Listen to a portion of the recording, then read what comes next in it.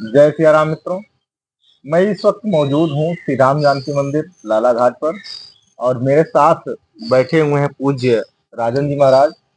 और आप लोग सोशल मीडिया के माध्यम से बहुत अच्छे से जानते होंगे, क्योंकि सोशल मीडिया पर भी बहुत एक्टिव हैं।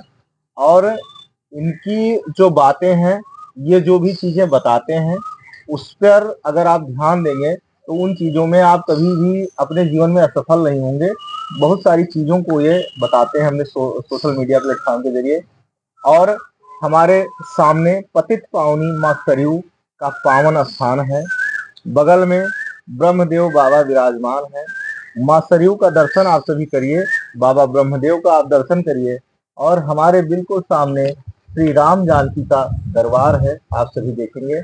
और इस पावन प्रांगण में मैं स्वयं पूज्य श्री राजन जी महाराज के साथ बैठा हुआ हूँ। और वैसे तो ये हमारे बड़े भाई के समान है, लेकिन मैं इनको अपने एक गुरु के रूप में देखता हूँ। जब कभी भी मैं परेशान होता हूँ तो आपसे अगर किसी चीज की चर्चा कर लेता हूँ तो मन थोड़ा हल्का हो जाता है, और जो भी चीजें आप बताते हैं उससे काफी जो है हमको रिलीफ मिलता है। तो आज जब हम लोग बैठे हुए थे तो हमारे मन में विचार आया कि जो हमारे दर्शक हैं, बहुत सारे दर्शक हमारे परेशान रहते हैं, अपनी तमाम समस्याओं को लेकर परेशान रहते हैं।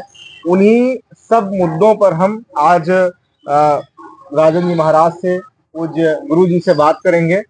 और जानेंगे कि व्यक्ति जो परेशान होता है, कभी कभी लोगों के मन में, आज का जो वर्तमान समय चल रहा है, बहुत सारी ऐसी भावनाएं आती हैं जो लोगों के मन में नहीं आनी चाहिए। तो ऐसी भावनाएं क्यों आती हैं और इनका निवारण क्या है, इन सभी चीजों पर थोड़ा सा आप जो है प्रकाश डालिए, जिससे हमारे दर्शक भी इनको सुने और उसका लाभ प्राप्त कर सकें। जी, बहुत बहुत धन्यवाद। जय सीताराम। ये हमारे बड़े भाई हैं अभिषेक श्रीवास्तव जी, और बड़ा ही महानता है इनके अंदर, जो हमें बराबर मिलते रहते हैं और सम्मान भी देते रहते हैं। देखिए, आज का जो वर्तमान समय है, तो समय तो वही है, बस व्यक्ति में बदलाव हुआ है, लोग बदल चुके हैं।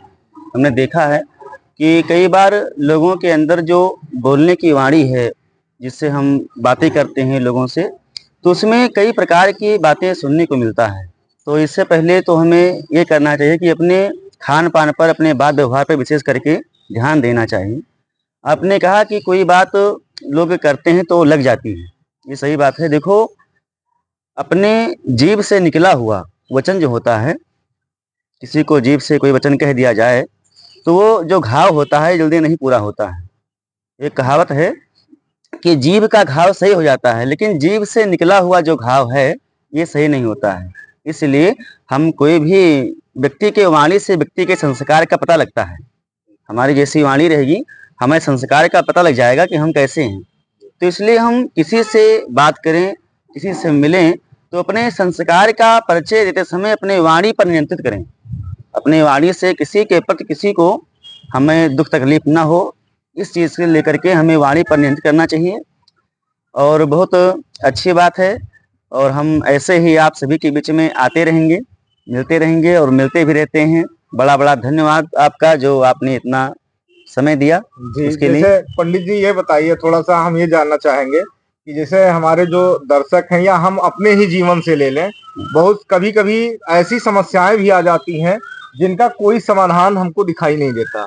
लेकिन उन समस्याओं के समाधान के लिए व्यक्ति जो परेशान है उसको क्या करना चाहिए, और उस वो परमात्मा की तरफ कैसे आकर्षित हो, क्योंकि आज के भागदौड़ भरी जिंदगी में कोई भी पूजा पाठ नहीं कर पाता, कोई भी ईश्वर का ध्यान नहीं कर पाता, कोई भी ढंग से कुछ भी कार्य नहीं कर पाता, क्योंकि ये जो आज की भागदौड़ भरी जिंदगी है उसमें किस प्रकार से जो एक गृहस्थ है, जो अपने नौकरी की वजह से भागा हुआ है, अपने परिवार की देखरेख के लिए पैसा कमाने में व्यस्त है, वो किस प्रकार से परमात्मा में अपना ध्यान लगा सके कि उसका कार्य भी होता रहे और ईश्वर से भी वो जुड़ा रहे। बहुत सुंदर बात कही आपने। जीवन को हम ऐसे ही गंवा रहे हैं, ऐसे ही हम गंवा रहे हैं, क्योंकि व्यक्ति का जब जन्म होता है तो हमें जो है अपने परिवार को लेकर के चलना भी हमारा एक धर्म है। परिवार जो हमारे अधीन कोई है और उसका पालन पोषण करना, ये हमारा धर्म है। और उसके साथ में हम परमात्मा से कैसे जुड़ें, ये बहुत अच्छी बात आपने पूछी है। तुलसीदास जी ने कहा कि तुलसी भरोसे राम के, निर्भय हो के सोए, और अनहोनी होनी नहीं, होनी हो सो होए। आज के समय में लोग परेशान रहते हैं, ये बात सत्य है। लेकिन परेशान क्यों रहते हैं? ये इनका सबसे बड़ी वजह है कि लोग मालिक बनना चाहते हैं, और मालिक हमेशा परेशान रहता है। एक किराए के मकान में हम रहते हैं, वहाँ पे इतना हम परेशान नहीं होते। हमने किराया दिया, आज हम यहाँ हैं, कल हम दूसरे के कमरे में चले गए, दूसरा कमरा ले लिए। लेकिन जो मकान मालिक है वो परेशान है, कभी बिल देना है, कभी पेंटिंग करवाना है, कभी ये खराब है, कभी वो खराब है। तो जो व्यक्ति मालिक बनता है वो परेशान है, और जो नौकर है भैया, किराएदार हैं, वो परेशान नहीं होते हैं। तो हम आप सभी लोग किराएदार हैं। अब रही बात परमात्मा के नजदीक पहुंचने की कि हम गृहस्थी हैं, व्यस्त रहते हैं, तो कैसे पहुंचे? तो इसके लिए हमें सबसे अच्छा सीख मिलती है सत्संग से।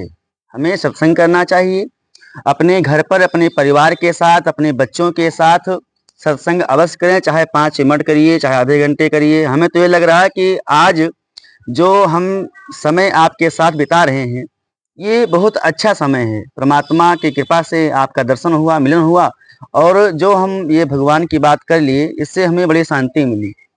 जीवन में परमात्मा को ही सब कुछ करना है।